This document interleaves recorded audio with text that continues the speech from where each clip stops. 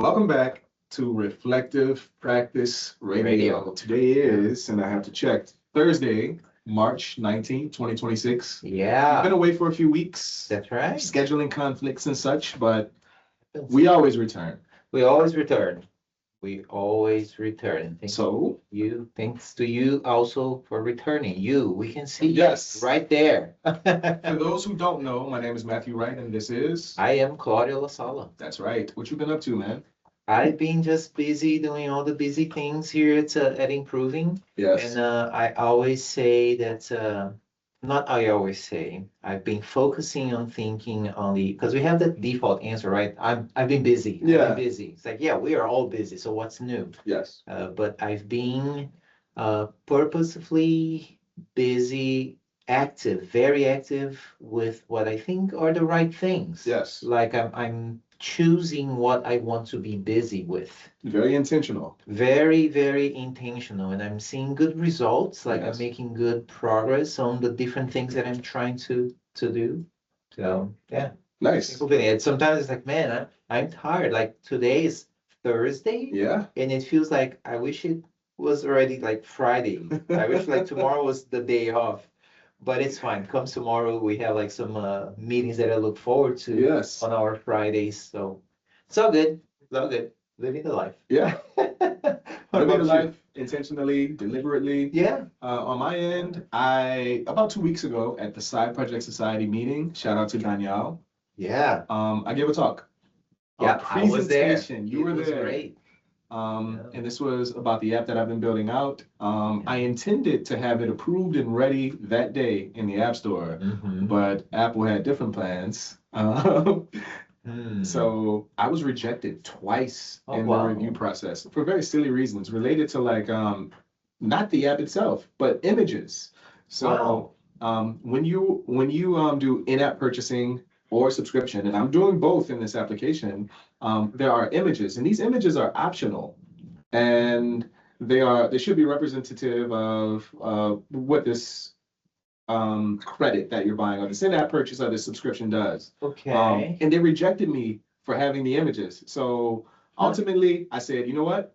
They're optional. The images are optional. I just removed them, resubmitted, and this morning I was approved. So Yes. this is a huge milestone. Like this Yeah. isn't my first rodeo deploying to the App Store, shipping apps to the Play Store as well. Mhm. But this is the first time I've done it solo. Yeah, I mean, as a solo developer, my Yeah. girlfriend, of course, is helping me build out this app, and she has been the driving force in it becoming something that we can ship to the public in the first place. But I've learned a lot more along the way. Different concerns that I need to have, like mostly related to the business side of things. And it's been fun, informative, and an enriching experience. Yes. I can totally relate to that. I've blogged in the past how my professional life has come around in an upward spiral Yes. where like I've alternated between working full time within a company, within the company's structure, playing like distinct roles, dedicated roles, and then going solo on my own, like as an independent consultant, Yeah. doing my own thing, because then I got more involved into like product developments, right? Working with the stakeholders who are not exactly sure what is it that you're trying to build. So like playing the role of a product owner slash business analyst Yeah. slash technical architecture, Wearing all the hats. all the hats, which is always Yeah. so enlightening because you really get to see through the entire thing. It's like when I always draw the comparison to like being in a band or being a musician, Yeah. and you try to play just as much of as many instruments as you can, or Yep. being the lyricist, Yes. coming up with vocal melodies, just so that you can understand the overall picture, right? It's so important because and I like that analogy because when I only focused on the guitar, Yeah. all the guitars all the songs I wrote were very guitar oriented. That's right. It was going from riff to riff to riff. So I draw that analogy to like if all we do is to write code, all of our solutions will put code ahead of everything That's right. else, right? So important, so important. And even outside of the solo context, once you, to extend the band analogy, if you know just a little bit about every piece of this orchestration, like, hey, I can play a little bit of the drums, I can do the electric, I can do the bass, I can write some lyrics, I can sing a little bit. This also, in the context of you being in the band with other people, helps you be a better bandmate. Yes, yes. That is so important. And I keep going back to this analogy because there is the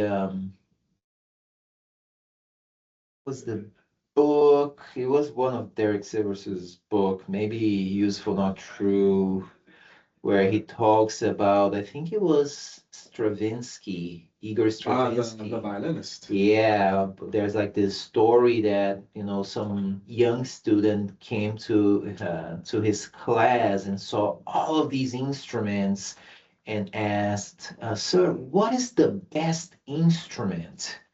Right? Like, well, what do you think and everything? And like, long story short, it's not like the violin, it's not the flute, the whatever, it's time. Yes. That is the best instrument. Yeah.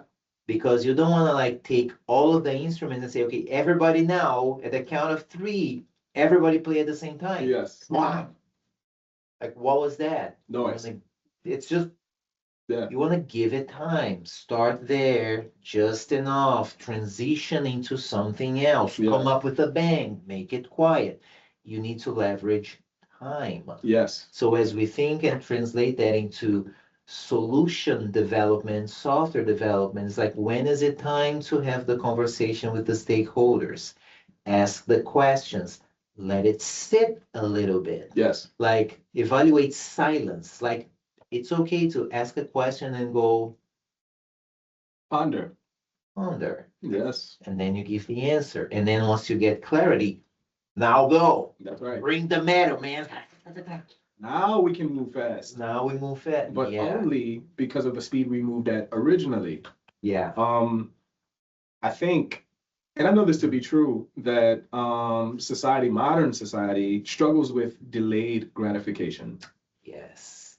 And this is harming us in many, many ways. And this goes back to like the instrument example. Many people who start out and have a desire to learn how to play the guitar, for example, they will go out and buy a really expensive instrument because in their minds, they may associate price with the ability to play with, hey, if this is expensive, it's going to sound really good, but this has nothing to do with your technique, nothing to do with the time that you have spent developing it. Yeah.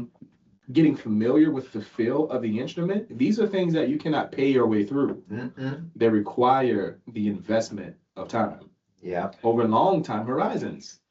Like, and many people struggle with this. So they'll buy this expensive instrument, they'll, learn a few scales, and they don't believe that they're making the progress in the speed at which they believe they should be making it, given the upfront investment that they made, so they abandon it. Yeah. That happens a lot. Yeah. That happens a lot. Huh. Yeah, that sucks. Yeah. So I say that to say, I guess, as a society, we should be attempting to develop a culture that moves less fast or that has a different relationship with time.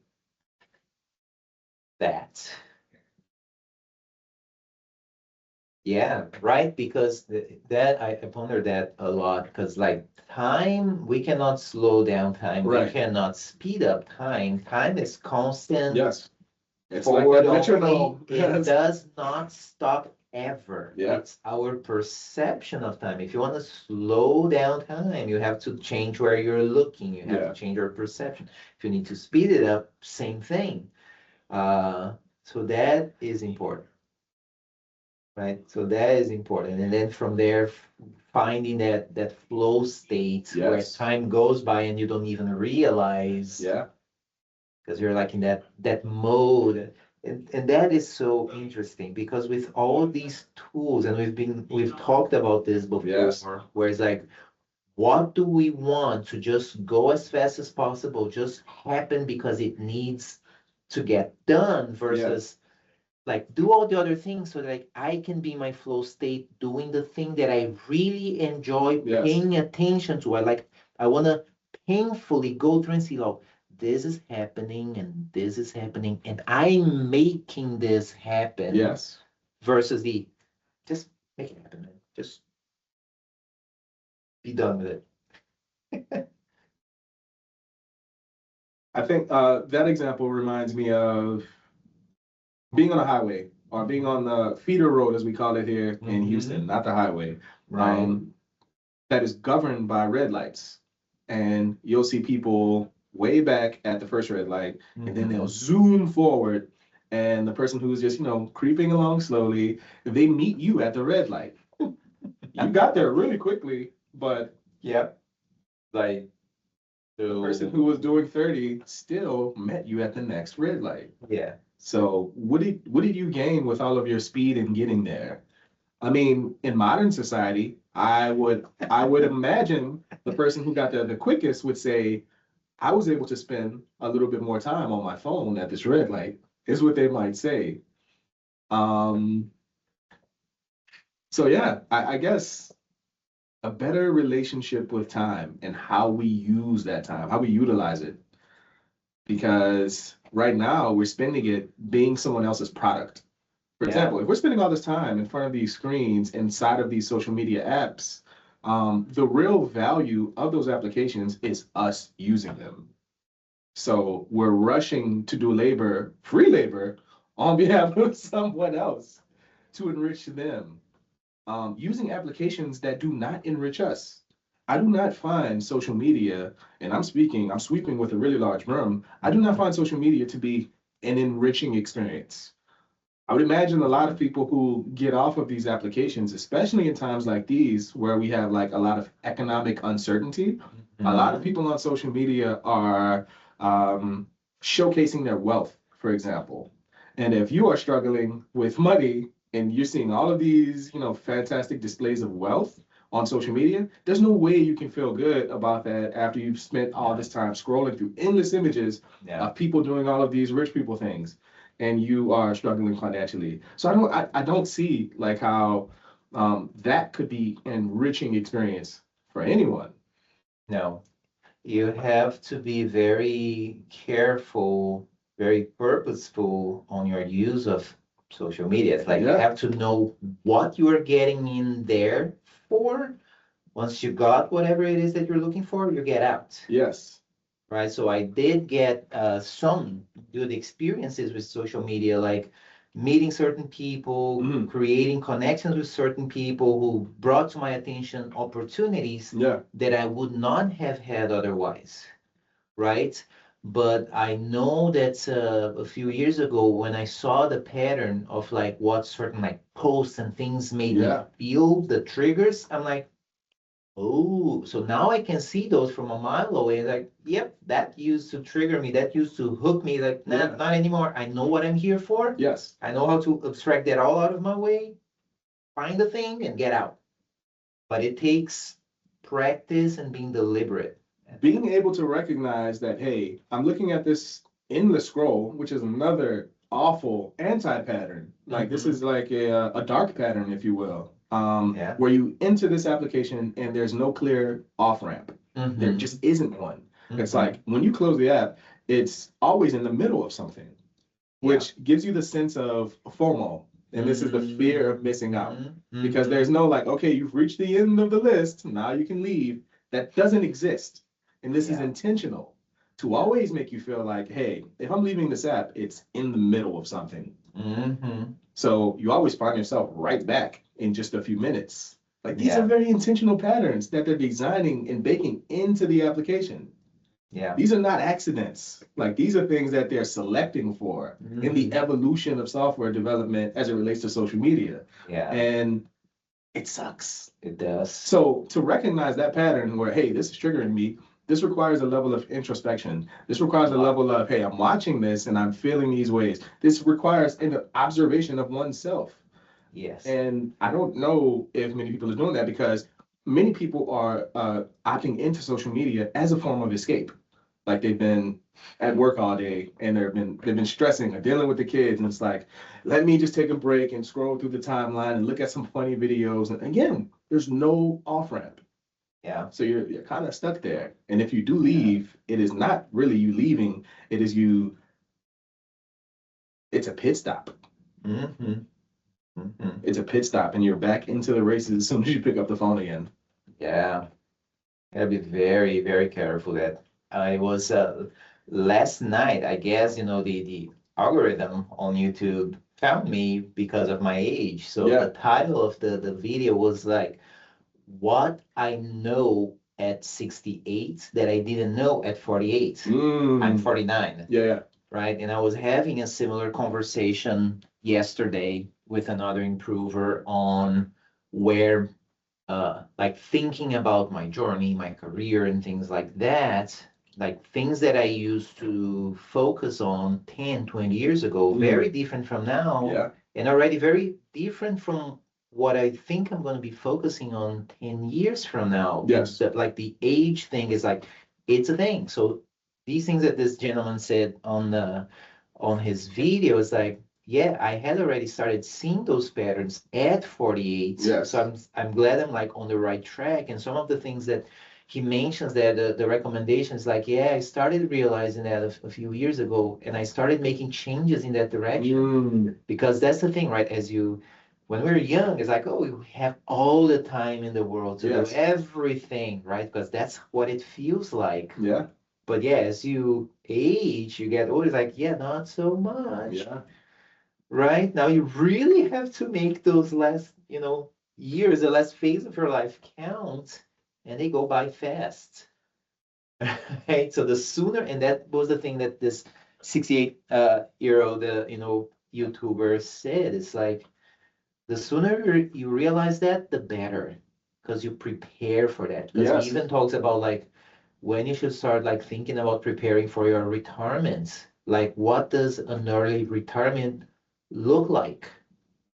He said that is important. He said, because yeah, there comes a time in your life when your health, you're not going to heal up as fast as it used to. Yes. And now you see that you have only like, according to expectation, these many years left. And it's like, well, I'm not going to get better in time to go on that cruise trip that I always wanted to go to. Yeah. Now it's too late, type of thing. Like it throws it throws a perspective. It's like, oh yeah. Yeah.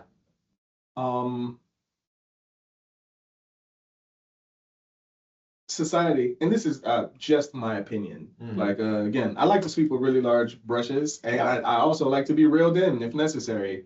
But exactly, the society in which we live, I do not believe it is a very forward-looking society. And the evidence is everywhere. If we were a forward-looking society, we would care about tomorrow's health today. We would care about things like retirement today before we get there. But instead, we have a society, and again, caveat, sweeping with a large broom, that tends to kick the can down the road. Yeah. But given the life expectancy of the average human in America, and this breaks down across demographics at different varying levels, there comes a point where there's not a lot more road to kick the can down. When you kick this can, it's still within sight because that's the end of the road. There's not much more road. And only then do you realize, oh shoot, I'm running out of time. Yes. And when you arrive at that point, when you're dealing with time from that perspective, where it's like out of desperation, then you can't plan well. Yeah. And that's it's the power of constraint, right? When you don't have a constraint, once you put in a constraint, now you have to get creative. You have to make it do with whatever you have. Yes. So I do like I've learned this years ago to put this perspective of like, oh, okay, yeah, you have all of this, the resources and time and budget and whatever. What would you do if you only had a third of that? Yeah. Play that exercise. What would that look like? Yes. So this video I watched, the guy mentioned something that I had realized is like, well, if you need to figure out like financially, what do you need by the time you retire? And his realization was the same as mine, like lessen your needs. The less you need, the less money you need. So Yeah. it's that thing like, okay, today I get to enjoy all of these things. Yes. Okay, if you didn't have, 70% of those things, would you be okay with that? Yeah. Was I, yeah, I'll be okay with that. Yeah. So I've been, not always, I've been putting my things in check. Like, okay, I really enjoy doing these things. Yes. What if tomorrow I would not be able to, for whatever reason, Be able to do these things. be able to do these things, have these things? Yeah. How would I feel about it? Would I be okay with it? And in these exercises, you must honestly answer the questions. Otherwise, you are baking in delusion Yeah. into the equation. Mm-hmm. And I don't know if people have I don't know if a lot of people have the skills or the toolkits to honestly answer those questions, because when you're doing that kind of thought experiment, it doesn't require you to give up anything. In reality, you have to imagine not having the things that you actually have. Mm-hmm.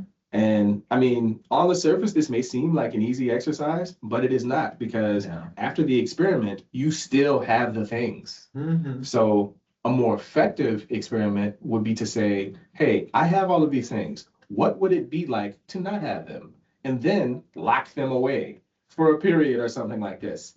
Yeah. What would that look like? What would it look like in as a smaller scale experiment? What would it look like if I spend a lot of time on my phone, for example? What would it look like if I got home and I put my phone in a drawer until 9 p.m. at night?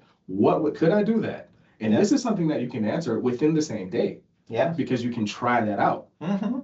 Mm-hmm. But relying solely on our imagination is a lot more difficult. A lot of people don't have the imagination that they once had. To begin with. So Yes. there's the Fantasian and aphantasia. I think aphantasia is like the mind that cannot have, just the way the mind is wired up. Yeah. For some folks, they cannot have the imagination. It's just not how they're wired up. Right. Right. So that, and even for those who do, who are able to imagine those things, I like there's a series of exercises from Ryan Holiday, right, on practicing some stoicism. Yes. So you pull up like these cards and like, okay, your challenge for today or the week or something like that is to sleep on a bed. Yeah. On the floor, not on the bed. Like sleep on the floor.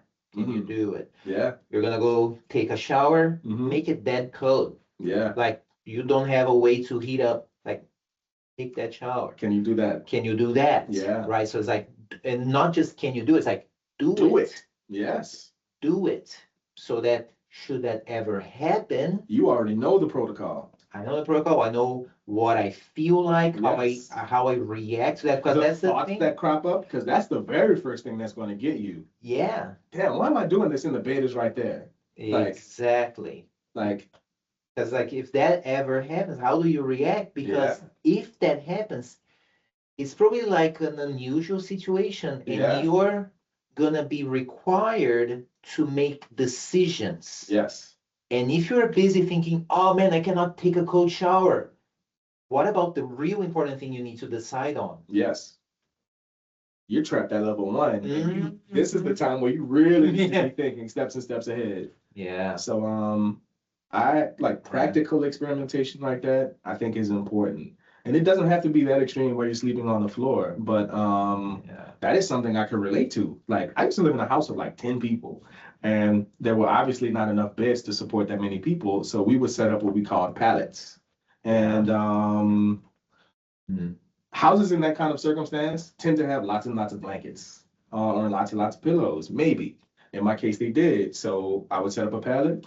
There would be one supporting blanket at the bottom level and another blanket that will cover me. And so even today, like if I needed to, I could sleep on the floor at the drop of a dime and it wouldn't be a huge deal for me because I know that life.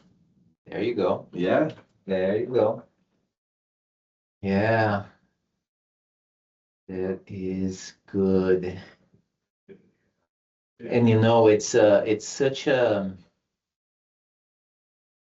like a contrast because like we keep like seeing and feeling and hearing and experiencing all these things as to like how fast we can now get things done, how we can learn so much faster now with all these tools optimizing for learning.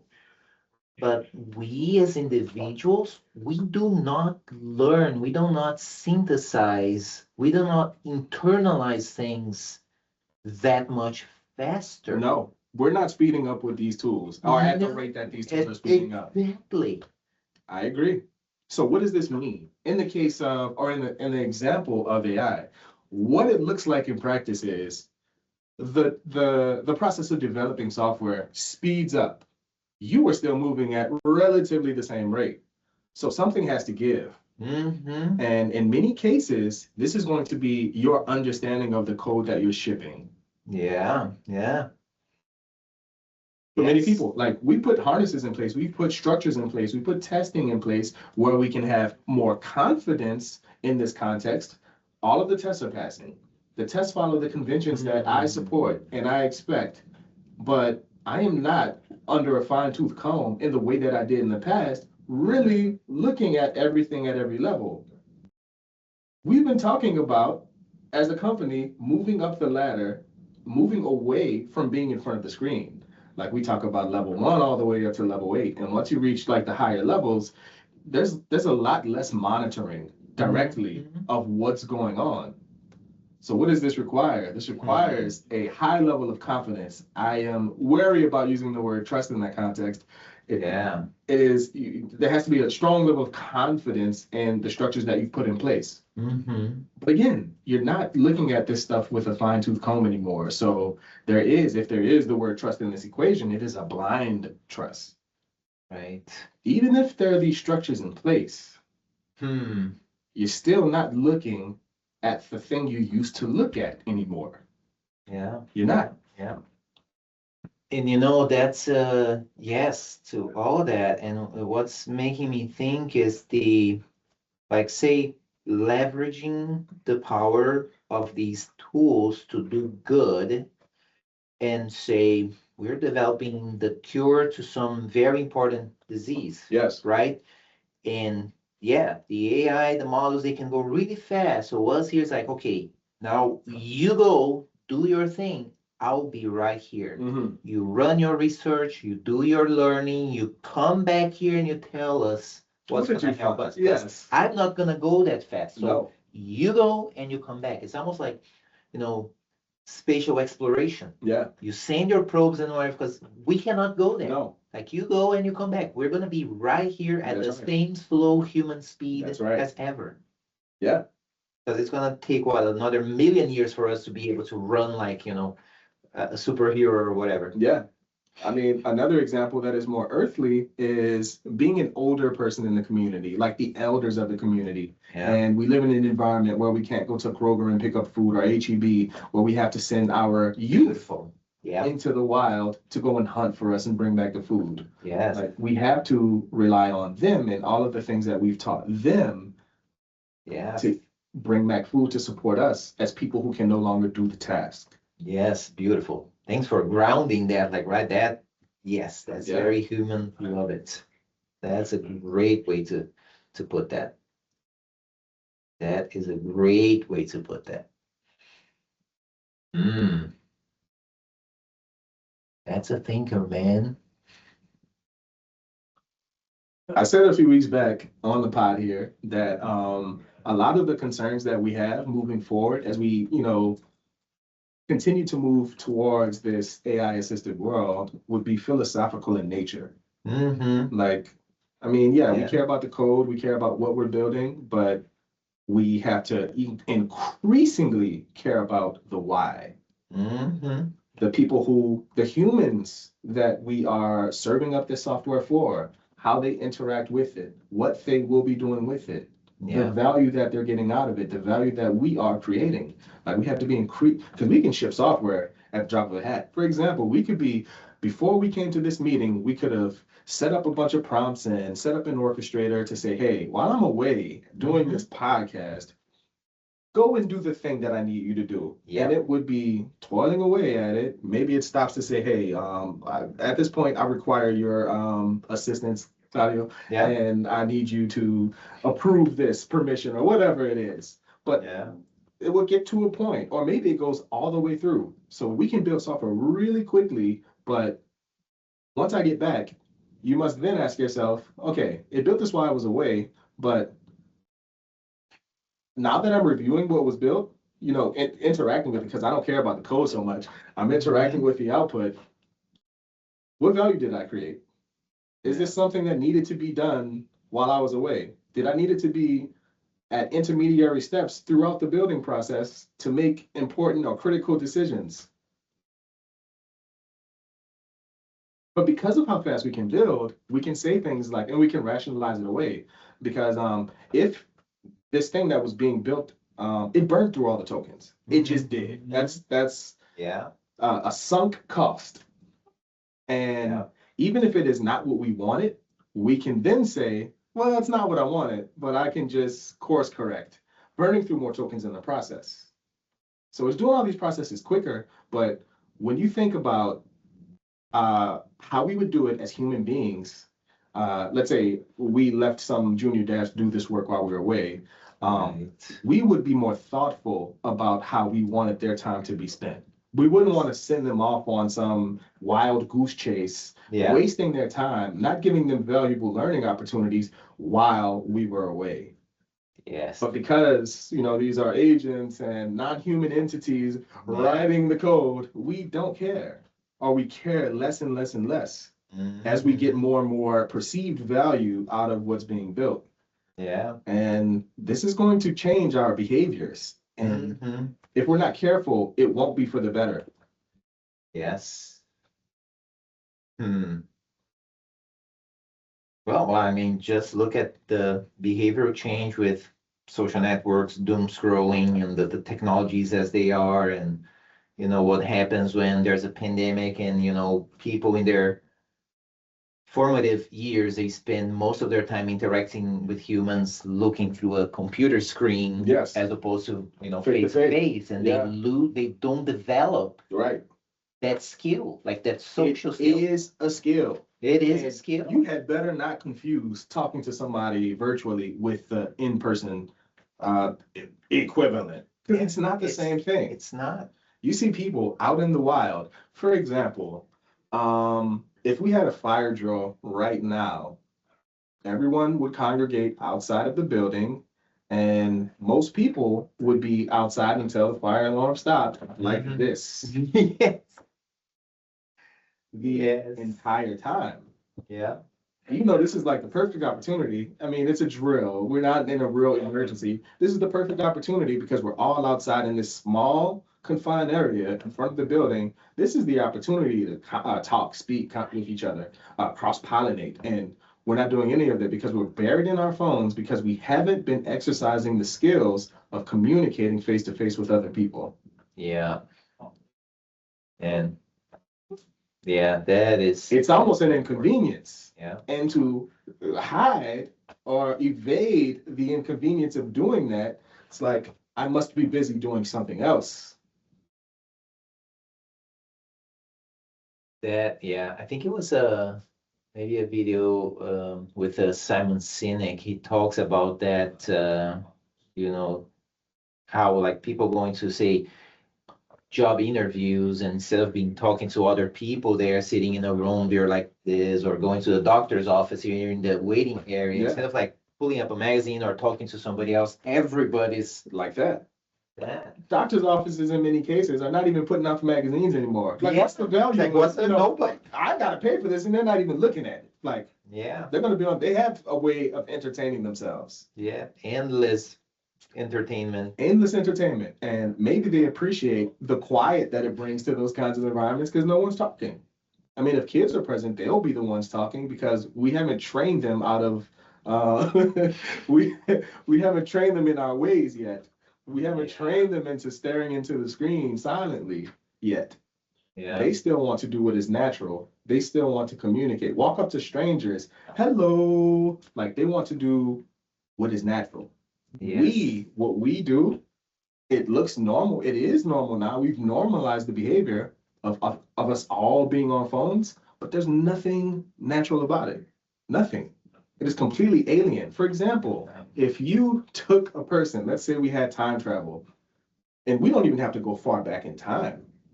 We could go back to and pluck someone from 1986, which was 39 years ago now. We could drop them into 2026 into some room and they would be completely out of place. Everything is alien. What is everyone doing? Because they're looking for the human connection that everyone at that period in time would have expected to be normal. Like everyone would have been talking to each other because there was no phone to look into. If someone was looking into something in a public setting, maybe it's a book or something like that or a magazine. But now you don't ever have to look up if you don't want to. There's endless entertainment in the screen. And it would be very alien to that person who was plucked from the 80s and dropped into this period. They would want to go home. They would want to go back. These people aren't even talking. This doesn't look fun. What happened? Is everyone sick? Like, what is in that thing? What are they doing? Yeah. Oh man. Yeah. And we're talking 40 years ago that that's not a long time ago. So from that period to now, things have become completely alien. Completely alien. People go to nightclubs in 2026. You know what they're doing? Music's playing, blasting, just like it would have been in 1986.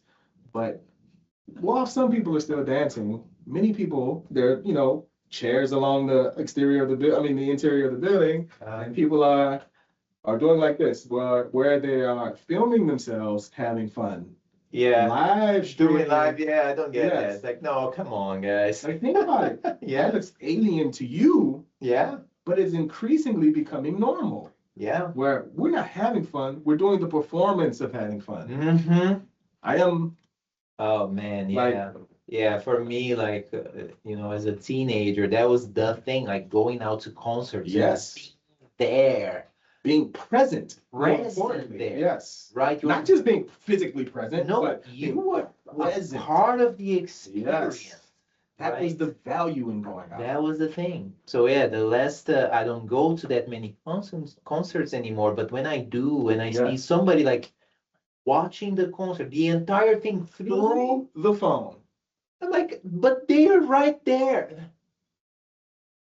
Intentionally degrading the experience. Yeah.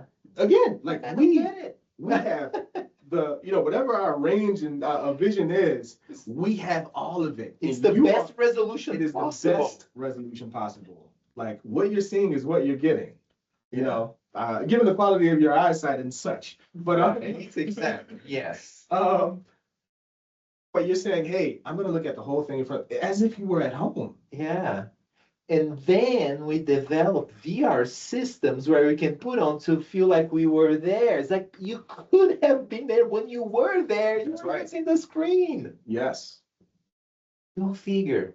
Not just go figure. We have to, as a society today, look at this for what it is. It's alien. Mm-hmm. Again, we have normalized it. So we can call it normal, but is that really normal? Is it normal? So I think the thought exercise of dropping someone from the 80s into now and imagining how they will react to what they're seeing, I think it's a very useful exercise because it puts things into perspective. Like all this stuff is weird. And it is. And you know what's funny is that like there was this exercise where we would play something like that, but we would say, well, let's transport somebody from the 1800s. because it was like that kind of change because of Yeah. how slowly Yes. things change. But now it's like, no, The times are getting 30, short. 40 years That's ago, it's right. already like, That's right. and at this rate, it's Yeah. gonna be like 5 years from now, That's right. like we're not gonna be able to recognize what's around us. That's today. That's Think about it. Go back to what is it, 2026? Go back to 2020, Claudio, and say, hey, in a few years, you're not even going to be really spending a lot of time coding. Yeah. You're As of like, 2 years ago, I was already like, That's I'm right. telling you, as of 2 years ago, I've been documenting that, like Yes. my personal use of AI, how Yes. it shifted. Like I would say right now, a year and a half ago, I Yeah. could not have predicted at all. I would not have come even close to what I am personally doing right now. Not even thinking what the other people who are way ahead of me. Yes. Like just what I'm doing, my own usage the last Yes. 18 months. So, I mean, in our desire to move quickly, we should be as eager about while that thing is going, while the AI is building the thing, you take this opportunity because you're not physically in front of the computer, or maybe you're present, but spend time slowing down internally. You're not physically slowing down time because that's just not a thing. Time is constant. It's how you But perceive it. how you're perceiving it, what you're doing with the time. Since you're not building out all of these structures manually, what are you going to do with that time? Spend some time reflecting, perhaps. Yeah. Yeah, because our time is limited. That's the Yes. thing. Right? So we want to make the best use of it. And it's so weird, man. Like, we want to move so fast, but once we get older, it's like we start to realize our own mortality, and we don't want to move so fast. So it's like incoherent in ways. It's like in these areas, I want to move blazingly fast, but as it relates to my age, for example, maybe I want to go so slow that I'm actually going backwards. I want to age backwards. Like, Yeah. I think the best way to spend the time that we actually do have, this constant tick of time, is to be present as much as possible, to the degree that it is possible, be present in the present moment. Like doing the thing that we're doing right now. Like once we emerge from this office, we're going to see a bunch of people who are not really talking to each other. They're going to be staring into really wide screens.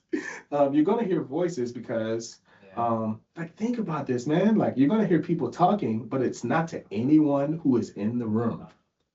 It is to someone else who is remote, Yeah. and we're having a full conversation with them. Yeah. So we're all gathering. We're all gathering in this space together to work remotely. Yeah, man. Yeah. Yeah. Well, we've talked about this before. Like I know you do some of this, I do a lot of this, which is, yep, do the work with the AI agents, prepare everything. You know they're gonna be busy for an hour or two. Go do that. Let me go walk. Yes. Talk to people, see what they're up, and Yeah. work on different things that we can take the time that we're here. We can walk to a long whiteboard and do like a whiteboarding session. Yes. In presence, very physical, moving cards on the board and things like that. Yeah. These are things that should, the amount of opportunity for those things should be much greater now. If the promise of these tools is to free up our time to do other things, then those other things should be as human as possible. Yeah.